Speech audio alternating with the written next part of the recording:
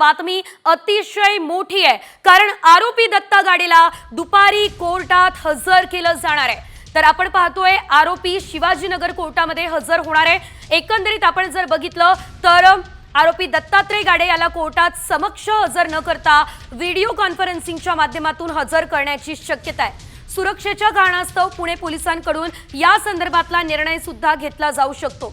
दत्तात्रय गाडे video कॉन्फरन्सिंगच्या माध्यमातून कोर्टासमोर हजर राहण्याची शक्यता आहे।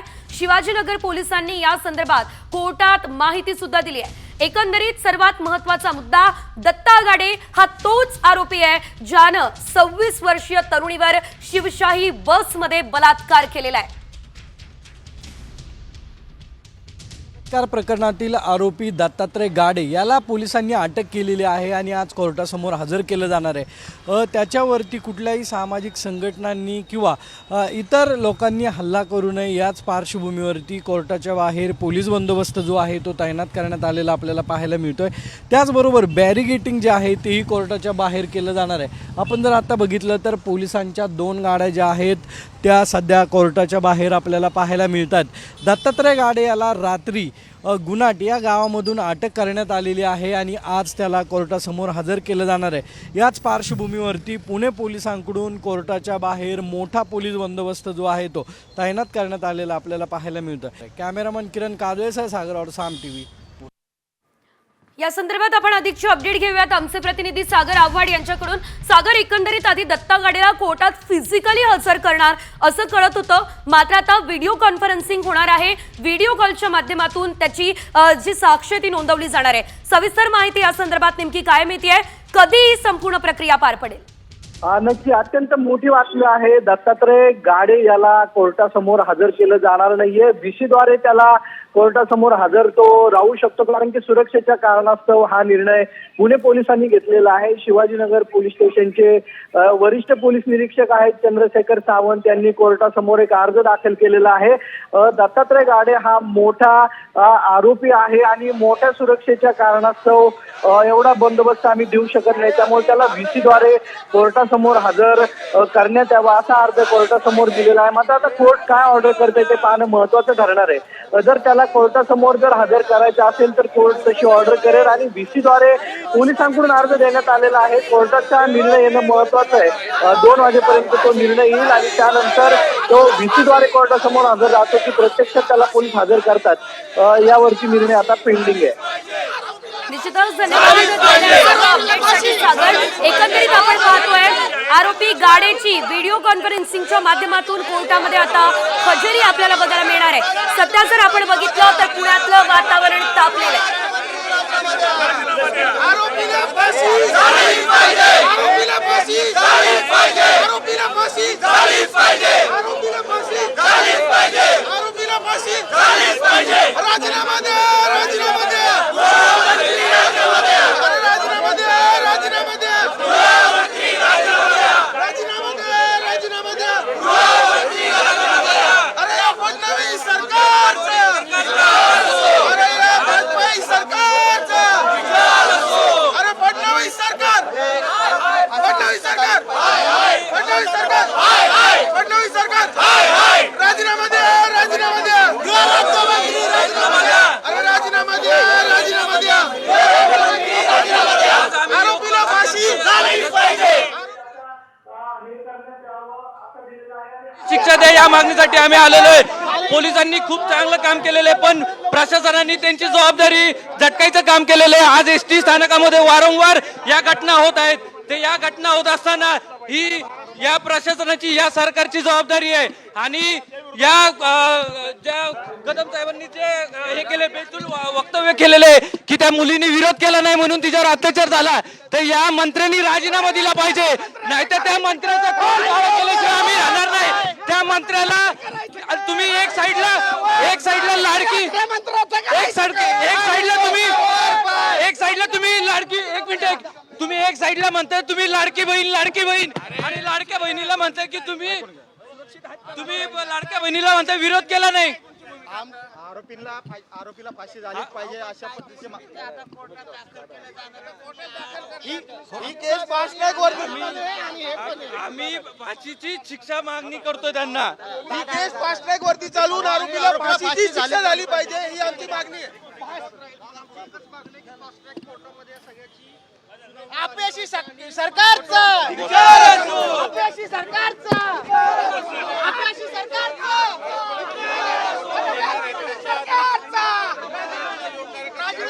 राजीनामा द्या राजीनामा द्या राजीनामा द्या राजीनामा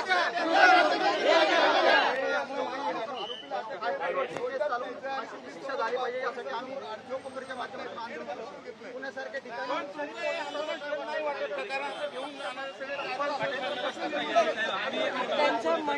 तर एकंदरीत आपण बघितलं पुण्यातलं हे संपूर्ण वातावरण जे आहे ते तापलेलं आहे. आरोपी गाडीला आज कोर्टात हजर केलं जाणार आहे.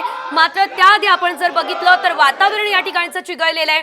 कारण वारंवार काही महत्वाची विधानं जी आहे ती समोर आलेली आहे. काँग्रेसचे कार्यकर्ते आक्रमक झालेले आहेत. काँग्रेस कार्यकर्ते लष्कर पोलीस स्टेशनच्या बाहेर जमा झालेले आहेत.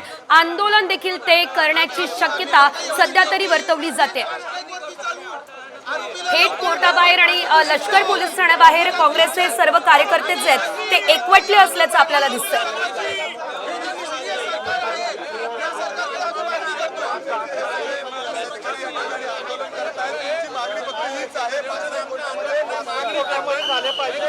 महत्वाचा मुद्दा म्हणजे दत्ता गाडे याला काल रात्री साधारणतः 1:30 वाजेच्या दरम्यान अटक करण्यात आलेली आहे आणि त्यानंतर काही महत्वाची विधानं समोर आलेली आहे. योगेश कदम यांनी एक विधान केलेलं होतं जे स्वतः गृहराज्यमंत्री आहे. त्यांचं विधान असं होतं की त्या मुलीने प्रतिकार केलेला नाहीये अशा प्रकारचं विधान त्यांचं होतं. तिने कोणतीच आरडाओरड केलेली नाही असंही ते म्हणालेले होते आणि त्याच्या विरोधात आता काँग्रेसकडून हे आंदोलन सुरू करण्यात आलं असल्याचं आपण पाहतोय.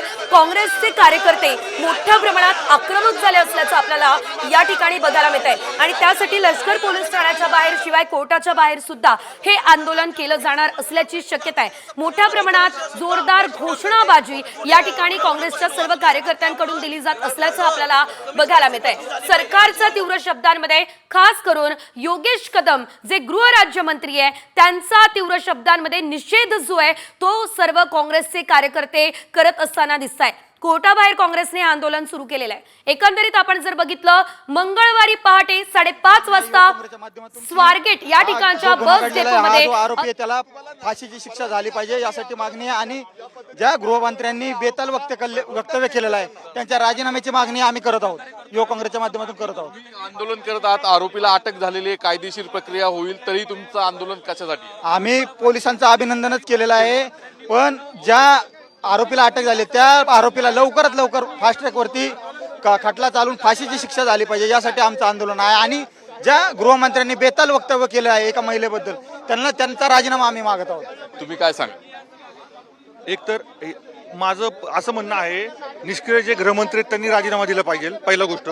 आणि ह्या ज्या आरोपीला पकडलंय त्याला त्वरित लवकरात लवकर फाशी शिक्षा व्हायला पाहिजे हे आमची मागणी आहे.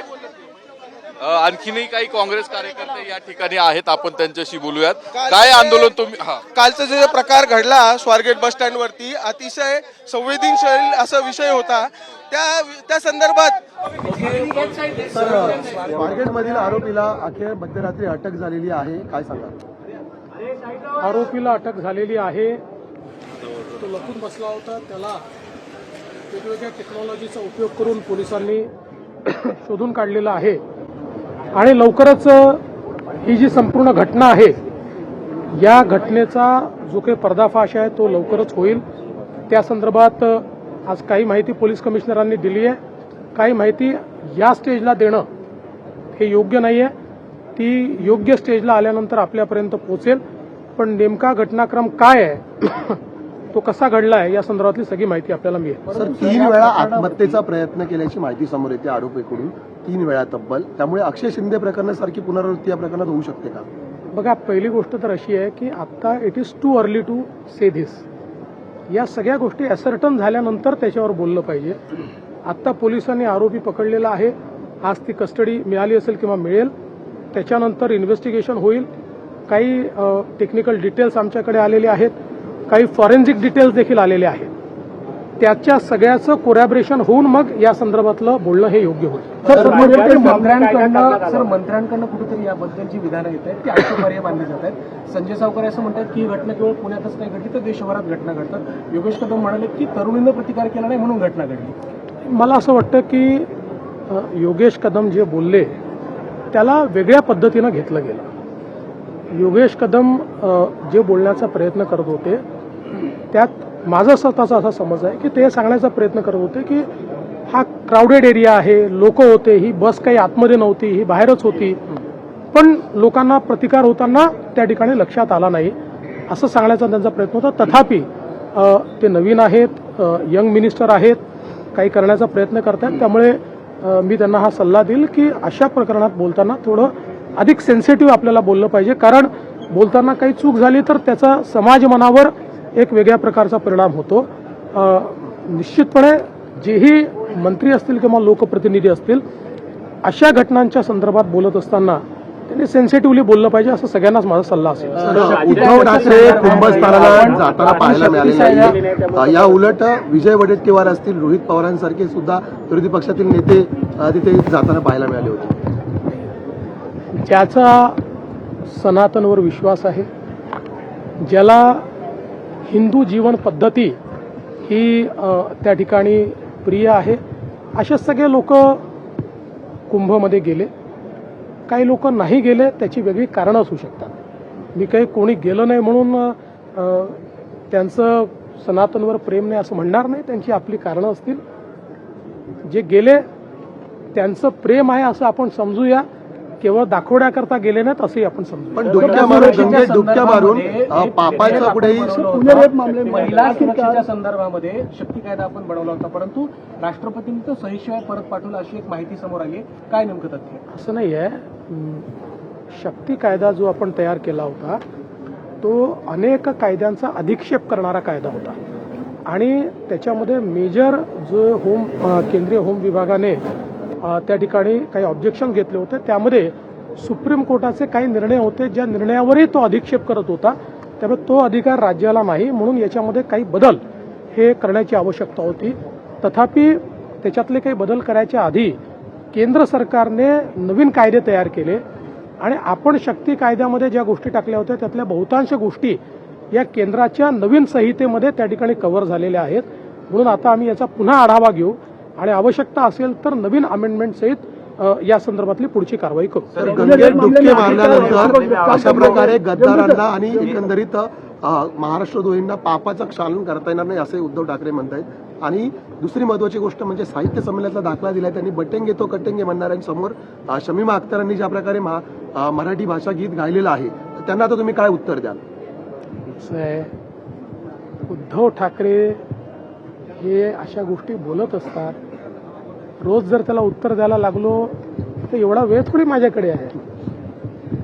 पहिल्यांदा उद्धव ठाकरेंनी आत्मपरीक्षण केलं पाहिजे की समजा तेच जर खरे होते आणि हे जर गद्दार होते तर काय महाराष्ट्रातल्या जनतेने गद्दारांना वोट केलंय?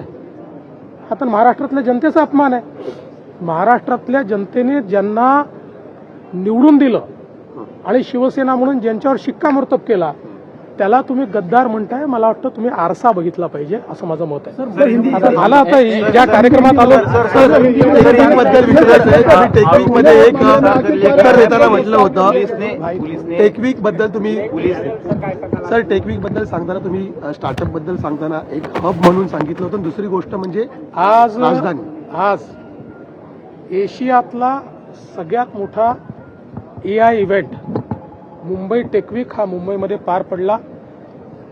या इव्हेंटमुळे मुंबई हीच तंत्रज्ञानाची राजधानी आहे हे पुन्हा एकदा अधोरेखित झालेलं आहे. या इव्हेंटच्या निमित्ताने काही चांगल्या अनाउन्समेंट आम्ही केलेल्या आहेत.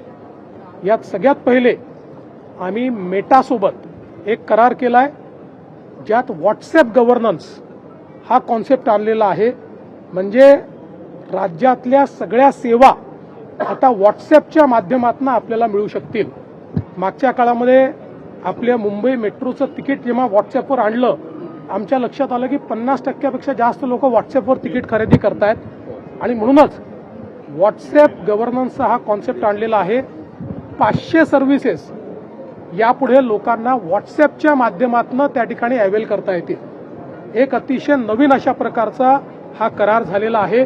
आपल्याला कल्पना आहे की गावातला शेवटचा माणूसही व्हॉट्सॲप वापरतो आहे, आता त्याला खूप कुठेतरी ऑनलाईन जाण्याची आवश्यकता नाही आहे, हे सगळं व्हॉट्सॲपच्या माध्यमातून तो त्या ठिकाणी प्राप्त करू शकेल।